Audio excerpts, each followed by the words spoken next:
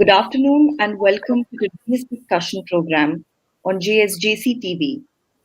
Today we'll be talking about whether India should shake hands with Taliban or not. India and Afghanistan have had a strong and historic bilateral relationship and have been a part of several regional partnerships. But now that Afghanistan has fallen into the hands of Taliban, it is of utmost importance that India take a stance on whether it is an ally of the Taliban led nation or not. I am Priyanka Lohia, your host and today's panel moderator. With us on our show today, we have Mr. Jax Joseph, the founder of Asia for Peace, an initiative to curb nuclear confrontations in Asia. Mr. Jax is a research analyst inquiring in the field of strategic studies, defense, and terrorism. Thank you for being here, Mr. Jax. Thank you for having me. Next, we have Mr. Ajmal Shams. He is the president of the Afghanistan Social Democratic Party, who has also served as the deputy minister at the Ministry of Urban Development and Housing in the 2016 Afghanistan government. He was a policy advisor to Dr. Ashraf Ghani, former president of Afghanistan, and has been a regular author and columnist in various international journals. Thank you for joining us, sir. Yeah, thank you very much. I'm really pleased to be here. Thank you. Thank you. Lastly, we have Miss Noor Daira, who is an Afghani immigrant who shifted to India as a child with her family. She is currently pursuing Afghanistan studies from Delhi University. So now let's dive right into the questions. My first question is India and Afghanistan have had strong bilateral relationships, and we all know that. So, how do you think, Mr. Jax, will the new interim government impact this relationship? Okay, that's a very broad question. And first of all, I would like to thank you for having me here. It's an honest people. So, coming on to the question, Priyanka, can you please specify the question once again? Uh, so, my question is how will the new interim government, as in the new government that is being led by the Taliban in Afghanistan, impact the relationship between India and Afghanistan? Okay, okay. So the current interim government is a response to a series of events that took place. First of all, that was the America's involvement in Afghanistan, and then its withdrawal. So post which the government was transferred back into the hands of Taliban as they took over. So Afghanistan and India have had a very long bilateral relationship, and it has been a very strong bilateral relationship. But considering the fact that India is very strongly against any sorts of terrorism, and Taliban relate itself with terrorism as it has been till now, it will be very difficult. But in the coming weeks, in the last few weeks, there have been talks, and there have been talks that the NSA advisor, Mr. Ajit Doval, they will be cooperating, and there will be talks held in the forthcoming future. So for me, it's a bit of a stumpy road, and according to me, as a research analyst, there has been many things unfolding. So the relationship will be very tough to maintain because of India's strong stance against terrorism. But if Taliban coordinates properly and maintains its citizens' right, then India will surely come forward and maintain a very nice relationship as it has since a very long period of time with Afghanistan.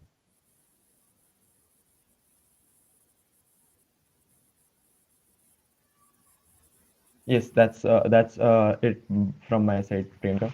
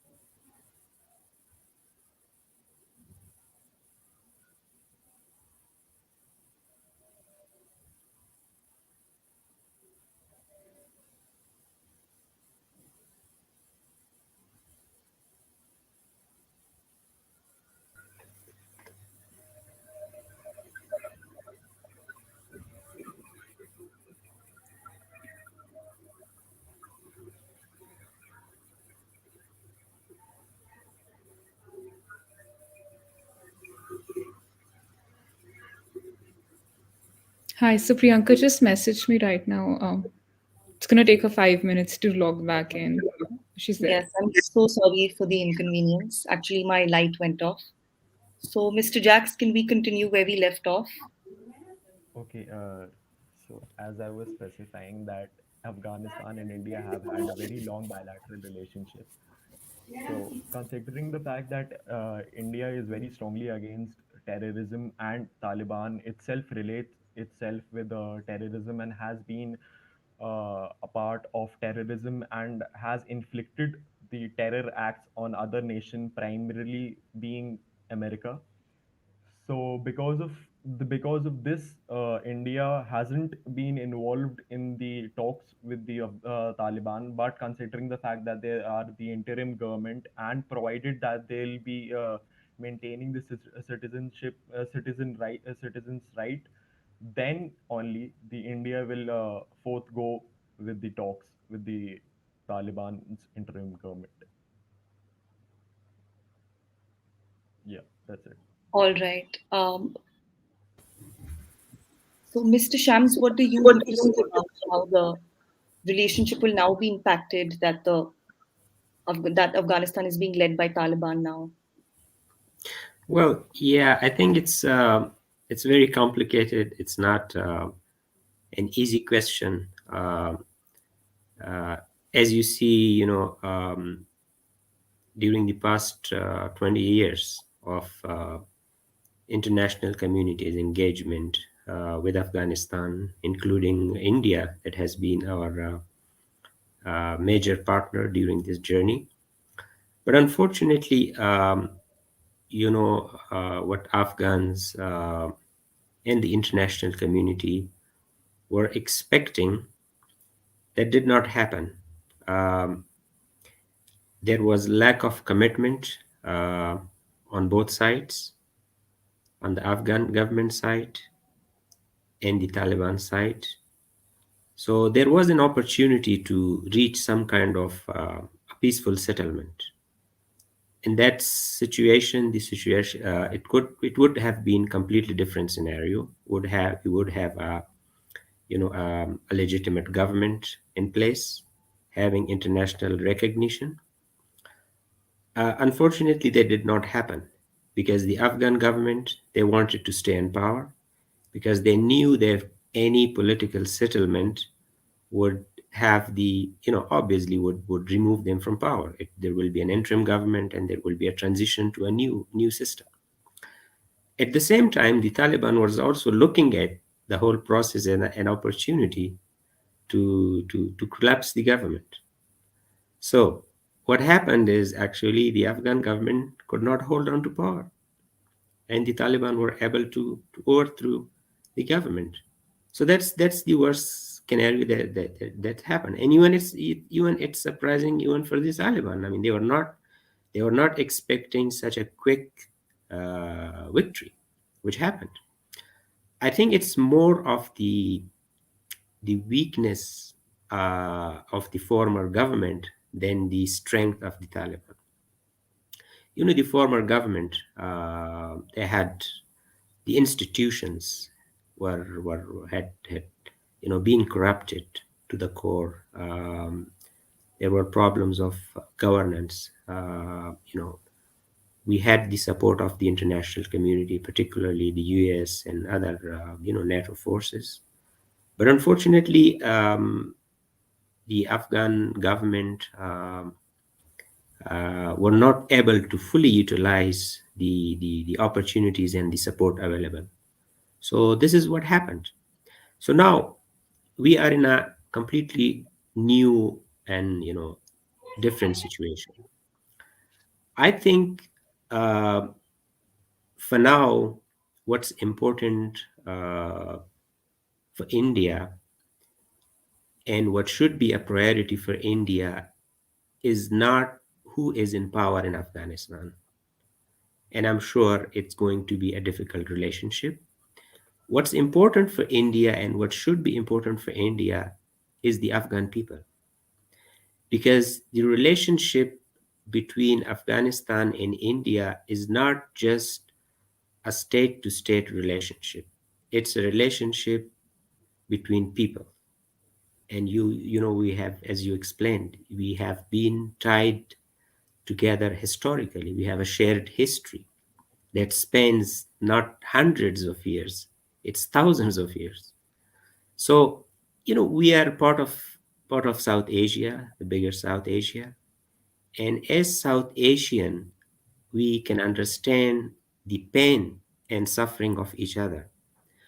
So I think in this new situation for India, the most important thing is to prioritize the people of Afghanistan. We have 38 million people now at risk, and the risk is real. According to international community, just in months, more than 90% people in Afghanistan would be under the poverty line. We have a looming, human catastrophe. Just in months, there is a winter coming on, and you know, uh, the economic situation has turned upside down. So, looking at all these risks and all these humanitarian crises and issues, I think the for now, what should be the priority and top priority for the Indian government is to engage with the Afghan people and to provide support in whatever way possible. And obviously, you know, uh, supporting the Afghan people would not be possible without the facilitating role of the de facto government in Afghanistan. That's the reality. So I think some level of engagement would be necessary, as the rest of the international community have been following that rule. The Taliban delegation, they have been holding meetings and negotiations in Doha, inside Afghanistan, with, with the rest of the world. So I think India should be part of that process, to engage and to prioritize the Afghan people. Thank you so much for answering the question, sir. Miss Noor Daira, now we move to you. How do you think about this? So honestly, I think Afghanistan has been making advances to continue the strong relationships it had with India. So I think what happens next completely depends on what decision India takes. As Mr. Shams mentioned earlier, India's next steps will determine the impacts their relations may have in the future. If India and Taliban join hands, that will be well and good in the political realm. But if not, India will be making a very bold move, I would say, but also taking a very strong moral stand, if you see. So I think so, Priyanka, that's all I want to say about this. Thank you. All right. Since we're running short on time, let's jump to the last question, which is finally, should India shake hands with the Taliban or not? What do you have to say about this, Mr. Jax? It's a very tricky question, Priyanka. I must say that shaking hands with Taliban for a panel discussion this small, it's a very, very broad topic we are talking about. We are talking about two very big nations, two very important nations, two very important location-wise nations because of the resources, because of India's strategic position in the last few years, because of Afghanistan's mineral resources. The shaking of hands between India and Afghanistan will be crucial for, as said by Mr. Shams, that for the people of Afghanistan. But talking on a very broad spectrum, that is the political spectrum, it will be a catastrophe because we will be recognizing Taliban as a government, as a legit government of a particular nation, provided the fact provided that of their history, because of the terror acts that they have perpetrated on other nations. So, considering the history of the Taliban, it will be it will be a catastrophe for India as well, that they'll be recognizing a terrorist organization, as I must say, as it has been mentioned by the UN or as well, United Nations Security Council. So India will be literally shaking hands with a terrorist organization and very will be allowing a very large chunk of population, that is, as stated by Mr. Shams sir, to be run by a terrorist organization. Their safety, women's safety, there are a number of things that will be at risk if a very normal shake hand thing happens. But considering the fact that we have to take care of the people, we have to take care of our neighbors, so talks should be started. Talks should be started, because considering the fact that this Taliban is a very much different Taliban than it was in 2001, in 2003. The pains that they inflicted were very different than they are doing right now. They are they are more organized. They are more organized. That's why talks should start. But for me, it's a very ambiguous topic, and that India be shaking hands, considering the fact that it's run by a slightly right wing organization. That's the party which is running India is a right wing party. So a right wing party, and considering the fact that we are talking about a very large chunk of Muslim population, both Shia and Sunnis in Afghanistan. So, will this matter for the Indian government when it's taking the decision that it will be shaking hands? It will definitely very much matter. So, cutting in short, since we are running short of time, sorry. So, I think most probably in the coming future, they won't be shaking hands, considering the fact that elections are near in India. So, they won't be shaking hands, but talks should be started for the population of Afghanistan. Thank you. Thank you for answering that question. Mr. Shams, what do you have to say about this? Yeah, so as my colleague mentioned, it's a difficult question and does not have any easy answer. Um, yeah, I mean, it's good to start, uh, but shaking hands in the sense of providing political legitimacy or recognition uh, is not clearly defined. What shaking hands would mean. Um, it also depends on the Taliban, not just on the Indian government. If there has to be any progress, or if the Indian government and the Taliban administration, if they have to move forward towards ultimately, creating an environment in which some kind of diplomatic engagements are established, uh, that that would require a long process.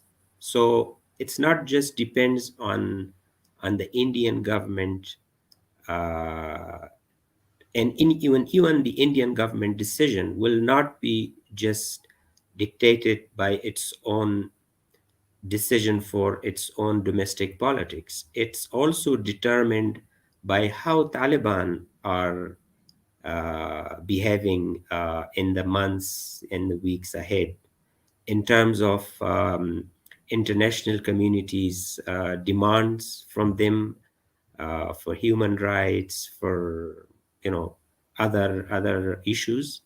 So I think there will be uh, an approach needed uh, that would require both the Taliban and the Indian government to look at it from a more realistic perspective, and see if there is a possibility for some kind of engagement.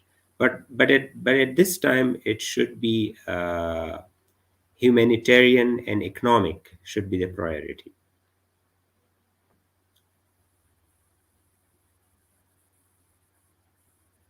All right. What do you think about this? Should India shake hands with the Taliban, which is a terrorist organization? Can you hear me? Yeah, the question is to me.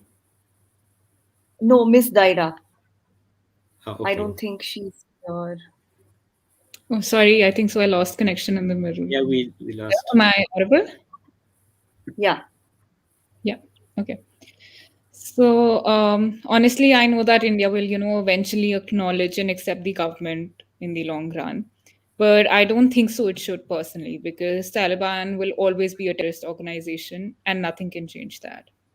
And Afghanistan has and will continue to be a loyal and strong ally to Pakistan. We all know that. And, India cannot change that either. But in addition to that, if India, actually takes a strong stand against Taliban, it will, I'm sure, influence other nations to do the same. And isolating Afghanistan and its new interim government should be the future plan of action, according to me. So, yeah, I think so. That sums it all up. I don't think so. India should shake hands with Taliban. All right. Thank you so much for participating in this panel. I apologize for the inconvenience, but thank you so much for being here. I hope you have a great day. Yeah, thank you Thank for you, having Priyanka. us. Thank you. Thank you. Thank you so much.